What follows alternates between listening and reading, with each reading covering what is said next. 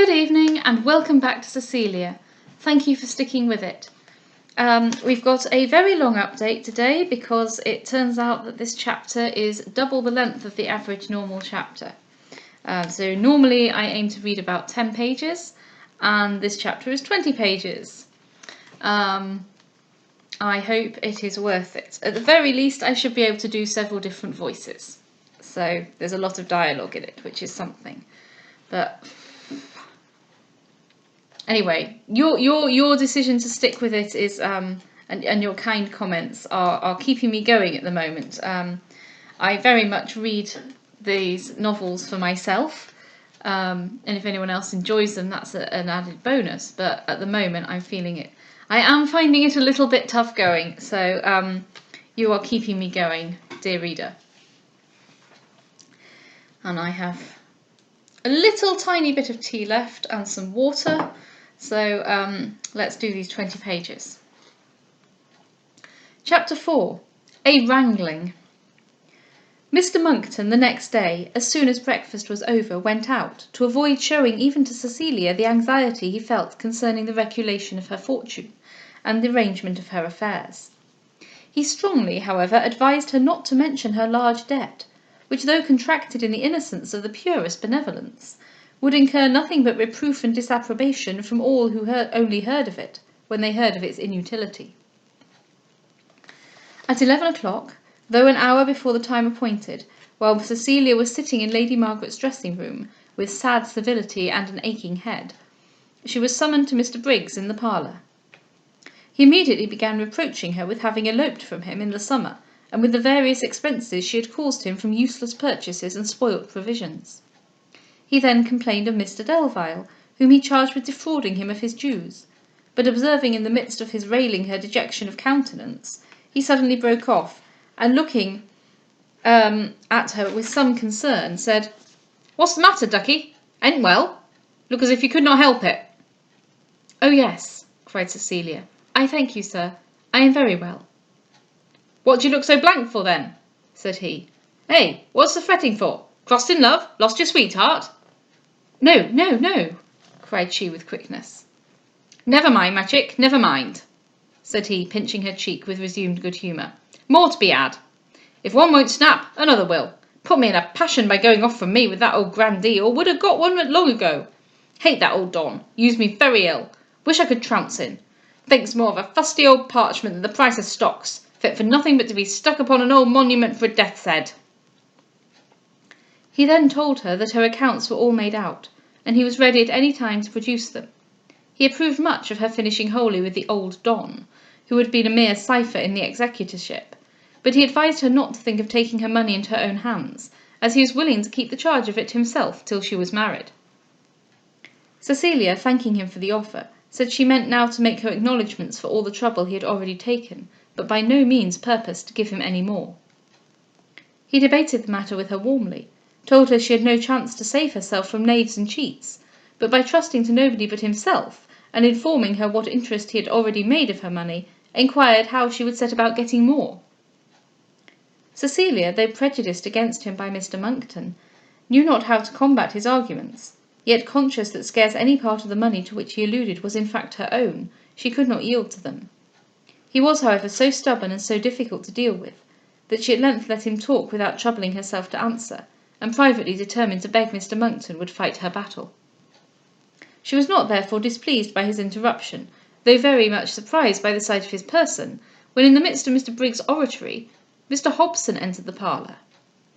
"I ask pardon, ma'am," cried he, "if I intrude, but I make free to call upon the account of two ladies that are acquaintances of yours, that are quite, as one may say, at their wits' end."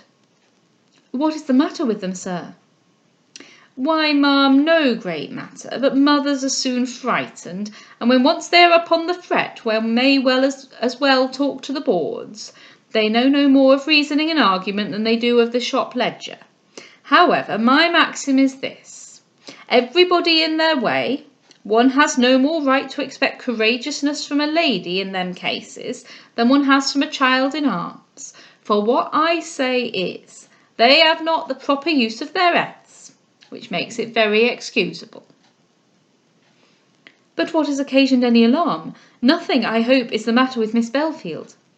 "No, ma'am. Thank God, the young lady enjoys her health very well, but she is taken on just in the same way as her mamma, as what can be more natural?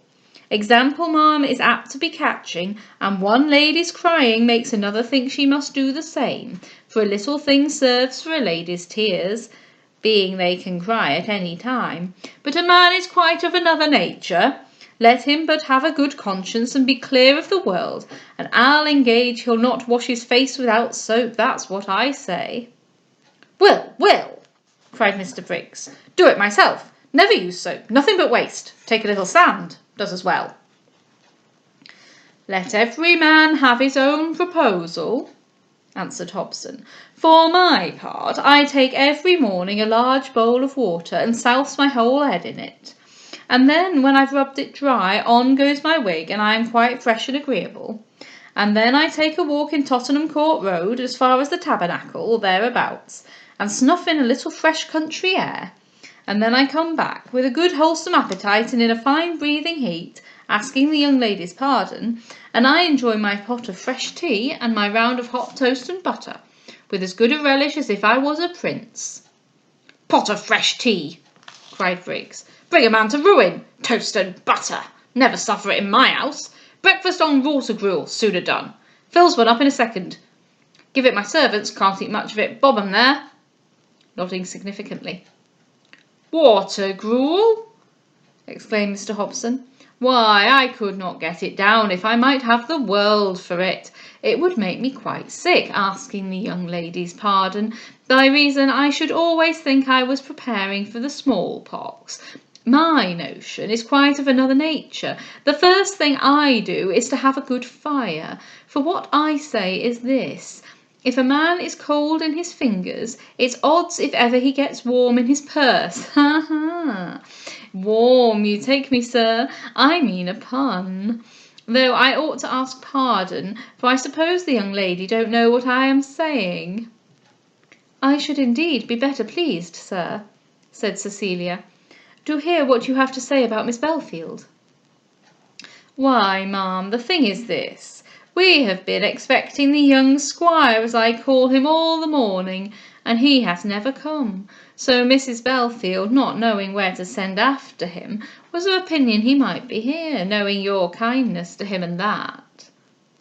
"You make the inquiry at the wrong place, sir," said Cecilia, much provoked by the implication it conveyed. "If Mr. Belfield is in this house, you must seek him with Mr. Monckton." "You take no offence, I hope, ma'am, at my just asking for the question. For Mrs. Belfield crying and being in that dilemma, I thought I could do no less than oblige her by coming to see if the young gentleman was here." What's this?" cried Mr. Briggs eagerly. "Who are talking of, hey? Who do you mean? Is this the sweetheart, eh, Duck?" No, sir," cried Cecilia. "No tricks, won't be bit. Who is it? Will know. Tell me, I say." "I'll tell you, sir," cried Mr. Hobson. "It's a very handsome young gentleman, with as fine a person and as genteel a way of behaviour withal, as pretty a manner of dressing himself, and that as any lady need desire. He has no great head for business, as I am told, but the ladies don't stand much upon that topic, being they know nothing of it themselves." "Has he got the ready?" cried Mr. Briggs impatiently. "Can cast an account, that's the point. Can come down handsomely, eh?" "Why, as to that, sir, I'm not bound to speak to a gentleman's private affairs. What's my own is my own, and what is another person's is another person's. That's my way of arguing, and that's what I call talking to the purpose." "Dare say he's a rogue. Don't have him, chick. Better wager it ain't worth 2 shillings, and that will go for powder and pomatum. Ain't a plastered pate, commonly a numbskull. Love a good Bob Jerome." "Why, this is talking quite wide of the mark," said Mr. Hobson. "To suppose a young lady of fortunes would marry a man with a Bob Jerome. What I say is, let everybody follow their nature. That's the way to be comfortable. And then if they pay every one his own, who's a right to call 'em to account, whether they wear a Bob Jerome or a pigtail down to the calves of their legs?"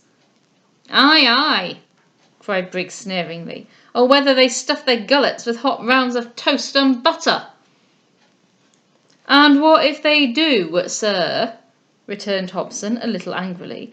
When a man's got above the world, where's the harm of living a little genteel? As to a round of toast and butter and a few oysters fresh opened by way of a damper before dinner, no man need be ashamed of them, provided he pays as he goes. And as to living upon water gruel, and scrubbing one's flesh with sand, one might as well be a galley slave at once. You don't understand life, sir, I see that. Do! Cried Briggs, speaking through his shut teeth. You're out there! Oysters! Come to ruin, tell you, bring you to jail. To jail, sir? Exclaimed Hobson. This is talking quite ungenteel. Let every man be civil, that's what I say, for that's the way to make everything agreeable. But as to telling a man he'll go to jail and that, it's tantamount to affronting him.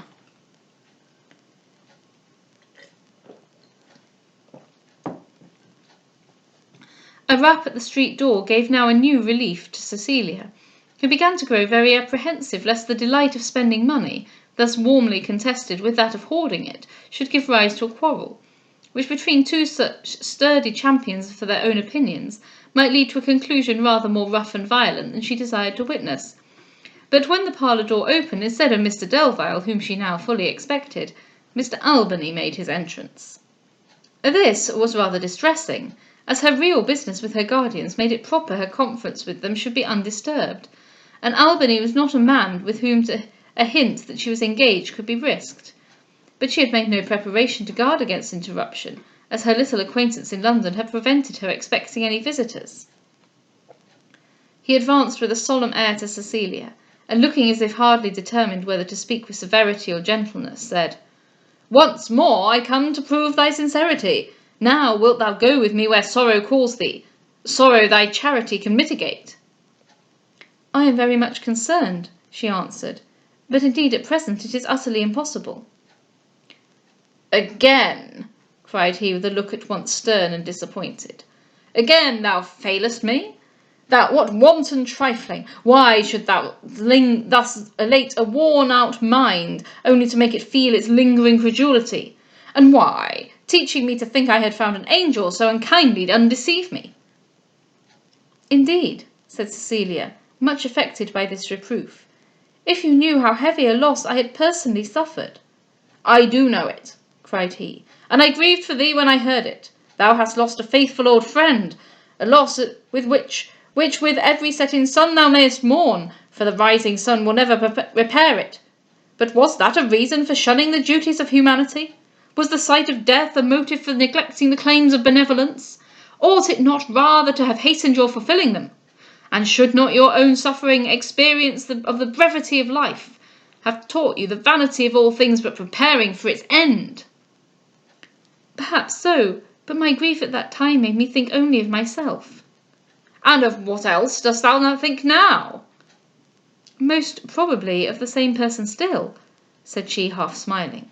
But yet, believe me, I have real business to transact. Frivolous, unmeaning, ever-ready excuses! What business is so important as the relief of a fellow creature? I shall not, I hope, there, answered she with alacrity, be backward, but at least for this morning I must beg to make you my almoner. She then took out her purse. Honestly, I would just get rid of Albany. He's very rude to her. And why should she change her entire life and be put out constantly and lectured by this person because she can't be at his beck and call to do his version of charity? I'm all out of patience with him. Anyway, Mr. Briggs and Mr. Hobson, whose quarrel had been suspended by the appearance of a third person, and who had stood during this short dialogue in silent amazement, having first lost their anger in their mutual consternation, now lost their consternation in their mutual displeasure. Mr. Hobson felt offended to hear business spoken of slightly, and Mr. Briggs felt enraged at the sight of Cecilia's ready purse. Neither of them, however, knew which way to interfere, the stern gravity of Albany joined to a language too lofty for their comprehension, intimidating them both. They took, however, the relief of communicating with one another, and Mr. Hobson said in a whisper, "This, you must know, is, I am told, a very particular old gentleman, quite what I call a genius. He comes often to my house to see my lodger, Miss Henny Belfield, though I never happen to light upon him myself, except once in the passage. But what I hear of him is this: he makes a practice, as one may say, of going about into people's houses to do nothing but find fault." "Shan't get into mine," returned Briggs.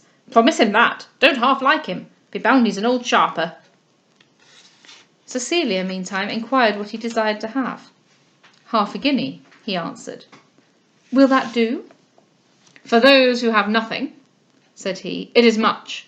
Hereafter you may assist them again. Go about and see their distresses, and you will wish to give them everything." Mr. Briggs now, when actually between her fingers he saw the half-guinea, could contain himself no longer. He twitched the sleeve of her gown, and pinching her arm with a look of painful eagerness, said in a whisper, "Don't give it! Don't let him have it! Chouse him! Chouse him! Nothing but an old bite!" "Pardon me, sir," said Cecilia in a low voice. "His character is very well known to me." And then, disengaging her arm from him, she presented her little offering.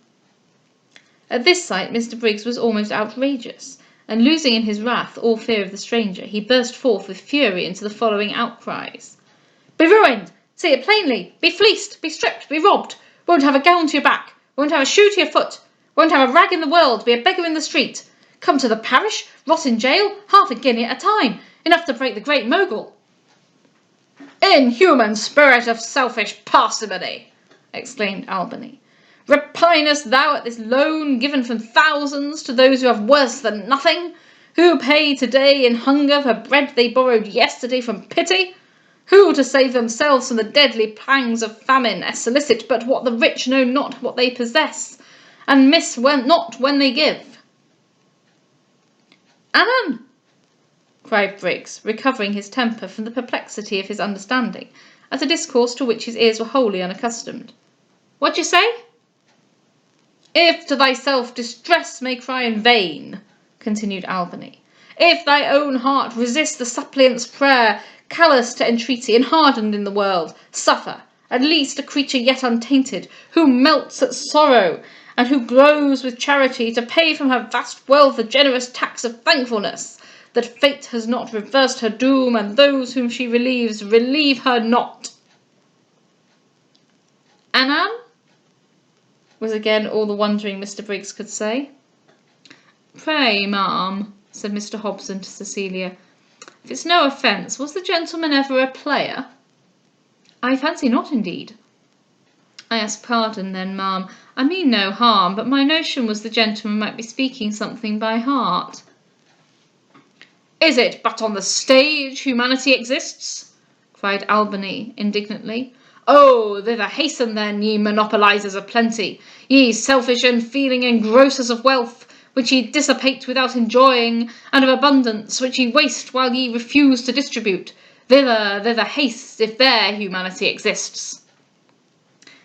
"As to engrossing," said Mr. Hobson, happy to hear at last a word with which he was familiar, "it's what I never approved myself. My maxim is this: if a man makes a fair penny without any underhand dealings, why, he has as much a title to enjoy his pleasures as the Chief Justice or the Lord Chancellor, and it's odds but he's as happy as a greater man. Though what I hold to be best of all is a clear conscience, with a neat income of 2,000 or 3,000 a year. That's my notion, and I don't think it's a bad one." "Weak policy of short-sighted ignorance!" cried Albany. "To wish for what, if used, brings care, and if neglected, remorse. Have you not now beyond what nature craves? Why then still sigh for more?" "Why?"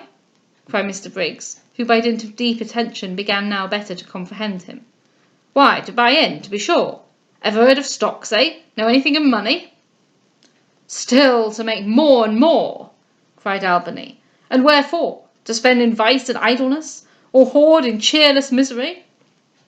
not to give succour to the wretched, not to support the falling. All is for self, however little wanted, all goes to added stores or added luxury. No fellow creature served, not even one beggar relieved." "Glad of it," cried Briggs. "Glad of it. Would not have 'em relieved. Don't like 'em. Hate a beggar. Ought to be all whipped. Lives upon sponging." "Why, as to a beggar, I must needs say," cried Mr Hobson, "I am by no means an approver of that mode of proceeding, being I take 'em all for cheats. For what I say is this: what a man earns, he earns, and it's no man's business to inquire what he spends, for a free-born Englishman is his own master by the nature of the law, and as to his being a subject, why, a duke is no more, nor a judge, nor the Lord High Chancellor, and the like of those, which makes it tantamount to nothing, being he is answerable to nobody by the right of the Magna Charta, except in cases of treason, felony, and that. But as to a beggar, it's quite another thing. He comes and asks me for money. But what has he to show for it? What does he bring me in exchange? Why, a long story that he ain't worth a penny. What's that to me? Nothing at all. Let every man have his own. That's my way of arguing." "Ungentle mortals!" cried Albany. "In wealth exulting, even in inhumanity. Think you these wretched outcasts have less sensibility than yourselves? Think you in cold and hunger they lose those feelings which even in voluptuous prosperity from time to time disturb you? You say they are all cheats. 'Tis but the niggard cant of avarice to lure away remorse from obduracy. Think you the naked wanderer begs from choice? Give him your wealth and try." "Give him a whip," cried Briggs. "Shan't have a souse. Send him to Bridewell. Nothing but a pauper. Hate 'em all. Full of tricks. Break their own legs. Put out their arms. Cut off their fingers. Snap their own ankles. All for what? To get at the chink. To chouse us of cash. Ought to be well flogged. Have 'em all sent to the Thames. Worse than the convicts." "Poor subterfuge of careless cruelty! You cheat yourselves to shun the fraud of others. And yet, how better do you use the wealth so guarded? What nobler purpose can it answer to you than even a chance to snatch some wretch from sinking? Think less how much ye save, and more for what, and then consider how thy full coffers may hereafter make reparation for the empty catalogue of thy virtues." "Annan?" said Mr Briggs, again lost in perplexity and wonder. "Oh, yet," continued Albany, turning towards Cecilia, "preach not here the hardness which ye practise. Rather amend yourselves than corrupt her, and give with liberality what ye ought to receive with gratitude." "This is not my doctrine," cried Hobson. "I am not a near man neither, but as to giving at that rate, it's quite out of character. I have as good a right to my own savings as to my own gettings, and what I say is this: who'll give to me? Let me see that, and it's quite another thing. And begin who will, I'll be bound to go on with him, pound for pound, or pence for pence. But as to giving to them beggars, is what I don't approve. I pay the poor's rate, and that's what I call charity enough for any man. But for the matter of living well, and spending one's money handsomely, and having one's comforts about one, why, it's a thing of another nature, and I can say this for myself, and that is, I never grudged myself anything in my life. I always made myself agreeable, and lived on the best. That's my way." "Bad way too," cried Briggs. "Never get on with it. Never see beyond your nose. Won't be worth a plum while your head wags." Then taking Cecilia apart, "Harkee, my duck," he added, pointing to Albany. "Who is that Master Bounce, eh? What is he?" "I have known him but a short time, sir, but I think of him very highly." "Is he a good man? That's the point. Is he a good man?" "Indeed, he appears to me uncommonly benevolent and charitable." "But that ain't the thing. Is he warm? That's to the point. Is he warm?" "If you mean passionate," said Cecilia, "I believe the energy of his manner is merely to enforce what he says." "Don't take me, don't take me!" cried he impatiently. "Can come down with the ready, that's the matter. Can chink the little gold boys, eh?" "Why, I rather fear not by his appearance, but I know nothing of his affairs." What does he come for, eh? Come a-courting?" "Mercy on me, no." "What for then? Only a sponging?" "No, indeed. He seems to have no wish but to assist and plead for others." "All fudge! Think he isn't touched? Aye, nothing but a trick, only to get at the chink. See, he's as poor as a rat, talks of nothing but giving money. Bad sign. If he'd got any, he would not do it. Wanted to make us come down, warrant thought to bam us all. Out there! An't so soon gulled." A knock at the street door gave a new interruption, and Mr. Delvile at length appeared. Cecilia, whom his sight could not fail to disconcert, felt doubly distressed by the unnecessary presence of Albany and Hobson. She regretted the absence of Mr. Monckton, who could easily have taken them away, for though without scruple she could herself have acquainted Mr. Hobson she had business, she dreaded offending Albany, whose esteem she was ambitious of obtaining. Mr. Delvile entered the room with an air stately and erect. He took off his hat, but deigned not to make the smallest inclination of his head, nor offered any excuse to Mr. Briggs for being past the hour of his appointment, but having advanced a few paces without looking either to the right or left, said, "As I have never acted, my coming may not perhaps be essential, but as my name is in the Dean's will, and I have once or twice met the other executors mentioned in it, I think it a duty I owe to my own heirs to prevent any possible future inquiry or trouble to them." This speech was directly addressed to no one, though meant to be attended to by every one, and seemed proudly uttered as a mere apology to himself for not having declined the meeting. Cecilia, though she recovered from her confusion by the help of her aversion to this self-sufficiency, made not any answer. Albany retired to a corner of the room. Mr. Hobson began to believe it was time for him to depart, and Mr. Briggs, thinking only of the quarrel in which he had separated from Mr. Delvile in the summer, stood swelling with venom which he longed for an opportunity to spit out. Mr. Delvile, who regarded this silence as the effect of his awe-inspiring presence, became rather more complacent, but casting his eyes round the room, and perceiving the two strangers, he was visibly surprised, and looking at Cecilia for some explanation, seemed to stand suspended from the purpose of his visit till he heard one. Cecilia, earnest to have the business concluded, turned to Mr. Briggs and said, "Sir, here is pen and ink. Are you to write, or am I, or what is to be done?" "No, no," said he, with a sneer. "Give't it t'other. All in our turn. Don't come before his Grace the Right Honourable Mr. Vampus." "Before whom, sir?" said Mr. Delvile, reddening. "Before my Lord Don Pedigree," answered Briggs, with a spiteful grin. "Know him, eh? Ever hear of such a person?" Mr. Delvile coloured still deeper, but turning contemptuously from him, disdained making any reply. Mr. Briggs, who now regarded him as a defeated man, said exultingly to Mr. Hobson, "What to stand here for, eh?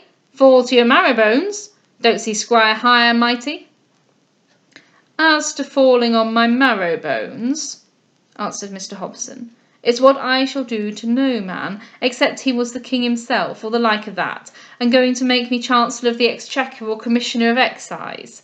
Not that I mean the gentleman any offence, but a man's a man, and for one man to worship another is quite out of law." Must, cried Briggs. "Tell all his old granddads else. Keeps 'em in a roll, locks 'em in a closet, says his prayers to 'em, can't live without 'em, likes 'em better than cash. Wish I'd 'em here. Pop 'em roll in the sink." "If your intention, sir," cried Mr. Delvile fiercely, "is only to insult me, I am prepared for what measures I shall take. I declined seeing you in my own house, that I might not be under the same restraint as when it was my unfortunate lot to meet you last."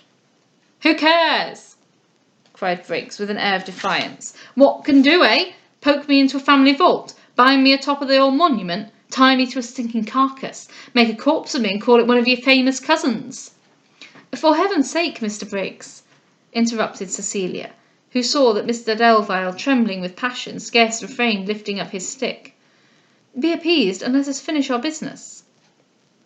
Albany now, hearing in Cecilia's voice the alarm with which she was seized, came forward and exclaimed, "Whence this unmeaning dissension? To what purpose this irritating abuse? Oh, vain and foolish!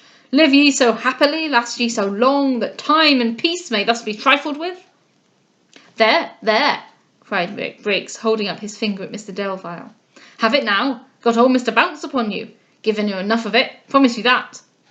Restrain, continued Albany, this idle wrath, and if ye have ardent passions, employ them to nobler uses. Let them stimulate acts of virtue, let them animate deeds of beneficence. Oh, waste not spirits that may urge you to good, lead you to honour, warm you to charity, in poor and angry words, in unfriendly, unmanly debate. Mr. Delvile, who from the approach of Albany had given him his whole attention, was struck with astonishment at this address, and almost petrified with wonder at his language and exhortations. Why, I must own, said Mr. Hobson, as to this matter I am much of the same mind myself, for quarrelling's a thing I don't uphold, being it advances no way. For what I say is this, if a man gets the better, he's only where he was before, and if he gets worsted, why it's odds but the laugh's against him. So, if I may make bold to give my verdict, I would have one of these gentlemen take the other by the hand, and so put an end to bad words. That's my maxim, and that's what I call being agreeable. Mr. Delvile, at the words one of these gentlemen take the other by the hand, looked scornfully upon Mr. Hobson with a frown that expressed his highest indignation at being thus familiarly coupled with Mr. Briggs, and then turning from him to Cecilia, haughtily said, Are these two persons, pointing towards Albany and Hobson, waiting here to be witnesses to any transaction? No, sir, no, cried Hobson. I don't mean to intrude. I am going directly. So you can give me no insight, ma'am, addressing Cecilia, as to where I might light upon Mr. Belfield? Me? No, cried she, much provoked by observing that Mr. Delvile suddenly looked at her. Well, ma'am, well, I mean no harm, only I hold it that the right way to hear a young gentleman is to ask for him of a young lady. That's my maxim. Come, sir, to Mr. Briggs, you and I had like to have fallen out, but what I say is this, let no man bear malice, that's my way, so I hope we part without ill blood. Ay, ay, said Mr. Briggs, giving him a nod. Well, then, said Mr. Hobson, I hope the goodwill may go around, and that not only you and I, but these two good old gentlemen will also lend a hand. Mr. Delvile now was at a loss which way to turn for very rage, but after looking at everyone with a face flaming with ire, he said to Cecilia, If you have collected together these persons for the purpose of affronting me, I must beg you to remember I am not one to be affronted with impunity. Cecilia, half frightened, was beginning to answer that disclaimed any such intention, when Albany, with the most indignant energy, called out, Oh, pride of heart, with littleness of soul, check this vile arrogance, too vain for man, and spare to others some part of that lenity that thou nourishest for thyself, or justly bestow on thyself that contempt thou nourishest for others. And with these words he sternly left the house. The thunderstruck Mr. Delvile began now to fancy that all the demons of torment were designedly let loose upon him, and his surprise and resentment operated so powerfully that it was only in broken sentences he could express either. Very extraordinary! A new method of conduct! Liberties to which I am not much used! Impertinences I shall not hastily forget! Treatment that would scarce be pardonable to a whole person wholly unknown! Why, sir, indeed, said Hobson, I can't but say it was rather a cut-up, but the old gentleman is what one may call a genius, which makes it a little excusable, for he does things all his own way, and I am told it's the same thing who he speaks to, so he can but find fault in that. Sir, interrupted the still more highly offended Mr. Delvile, what you may be told is extremely immaterial to me, and I must take the liberty to hint to you a conversation of this easy kind is not what I am much in practice in hearing." "Sir, I ask pardon," said Hobson. "I meant nothing but what was agreeable. However, I have done, and I wish you a good day. Your humble servant, ma'am, and I hope, sir," to Mr. Briggs, "you won't begin bad words again." "No, no," said Briggs, ready to make up. "All attend. Only don't much like Spain, that's all," winking significantly. "No, I ain't fond of a skeleton." Mr. Hobson now retired, and Mr. Delvile and Mr. Briggs, being both wearied and both in haste to have done, settled in about 5 minutes all for which they met, after passing more than an hour in agreeing what that was. Mr. Briggs then, saying he had an engagement upon business, declined settling his own accounts till another time, but promised to see Cecilia again soon, and added, "Be sure take care of that old Mr. Bounce. Cracks in the noddle. See that with half an eye. Better not trust him. Break out some day. Do you a mischief." He then went away, but while the parlour door was still open, to the no little surprise of Cecilia, the servant announced Mr. Belfield. He hardly entered the room, and his countenance spoke haste and eagerness. "I have this moment, madam," he said, "been informed a complaint has been lodged against me here, and I could not rest till I had the honour of assuring you that though I have been rather dilatory, I have not neglected my appointment, nor has the condescension of your interference been thrown away." He then bowed, shut the door, and ran off. Cecilia, though happy to understand by his speech that he was actually restored to his family, and sorry at these repeated intrusions in the presence of Mr. Delvile, who was now the only one that remained. She expected every instant that he would ring for his chair, which he kept in waiting, but after a pause of some continuance, to her equal surprise and disturbance, he made the following speech. "As it is probable I am now for the last time alone with you, ma'am, and as it is certain we shall meet no more upon business, I cannot, in justice to my own character, and to the respect I retain for the memory of the Dean your uncle, take a final leave of the office with which he was pleased to invest me, without first fulfilling my own ideas of the duty it requires from me, by giving you some counsel relating to your future establishment." This was not a preface much to enliven Cecilia. It prepared her for such speeches as she was least willing to hear, and gave to her the mixed and painful sensation of spirits depressed, with pride alarmed.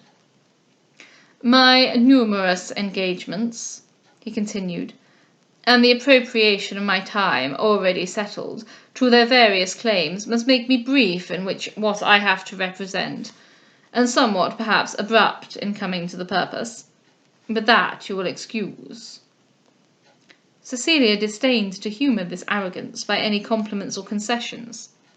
She was silent, therefore, and when they were both seated, he went on. "You are now at a time of life when it is natural for a young woman to wish for some connection, and the largeness of your fortune will remove from you any such difficulties as prove bars to the pretensions, in this expensive age, of those who possess not such advantages. It would have been some pleasure to me, while I yet considered you as my ward, to have seen you properly disposed of, but as that time is past, I can only give you some general advice, which you may follow or neglect as you think fit. By giving it, I shall satisfy myself. For the rest, I am not responsible." He paused, but Cecilia felt less and less inclination to make use of the opportunity by speaking in her turn. "Yet though, as I just now hinted, young women of large fortunes may have little trouble in finding themselves establishments, they ought not therefore to trifle when proper ones are in their power, nor to suppose themselves equal to any they may chance to desire." Cecilia coloured high at this pointed reprehension, but feeling her disgust every moment increase, determined to sustain herself with dignity, and at least not suffer him to perceive the triumph of his ostentation and rudeness. "The proposals," he continued, "of the Earl of Ernolf had always my approbation. It was certainly an ill-judged thing to neglect such an opportunity of being honourably settled. The clause of the name was, to him, immaterial, since his own name half a century ago was unheard of, and since he is himself only known by his title. He is still, however, I have authority to acquaint you, perfectly well disposed to renew his application to you. I am sorry, sir, said Cecilia coldly, to hear it. You have, perhaps, some other better offer in view? No, sir, cried she with spirit, nor even in desire. Am I, then, to infer that some inferior offer has more chance of your approbation? There is no reason, sir, to infer anything. I am content with my actual situation, and have at present neither prospect nor intention of changing it. I perceive, but without surprise, your unwillingness to discuss the subject, nor do I mean to press it. I shall merely offer to your consideration one caution, and then relieve you from my presence. Young women of ample fortunes, who are early independent, are sometimes apt to presume they may do everything with impunity, but they are mistaken. They are as liable to censure as those who are wholly unprovided for. I hope, sir, said Cecilia, staring, this at least is a caution rather drawn from my situation than my behaviour. I mean not, ma'am, narrowly to go into or investigate the subject. What I have said you may make your own use of. I have only to observe further, that when young women, at your time of life, are at all negligent of so nice a thing as reputation, they commonly live to repent it. He then arose to go, but Cecilia, not more offended than amazed, said, I must beg, sir, you will explain yourself. Certainly this matter, he answered, must be immaterial to me, yet as I have once been your guardian by the nomination of the Dean your uncle, I cannot forbear making an effort towards preventing any indiscretion, and frequent visits to a young man— Good God, sir, interrupted Cecilia, what is it you mean? It can certainly, as I said before, be nothing to me, though I should be glad to see you in better hands. But I cannot suppose you have been led to take such steps without some serious plan, and I would advise you, without loss of time, to think better of what you are about. Should I think, sir, to eternity? Cried Cecilia. I could never conjecture what you mean. You may not choose, said he proudly, to understand me, but I have done. If it had been in my power to have interfered in your service with my Lord Derford, notwithstanding my reluctance to being involved in any fresh employment, I should have made a point of not refusing it. But this young man is a nobody, a very imprudent connection. What young man, sir? Nay, I know nothing of him. It is by no means likely I should.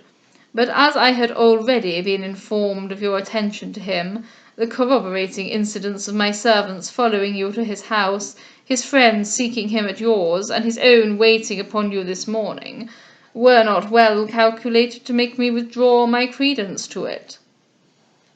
Is it then Mr. Belfield, sir, concerning whom you drew these inferences, from circumstances the most accidental and unmeaning?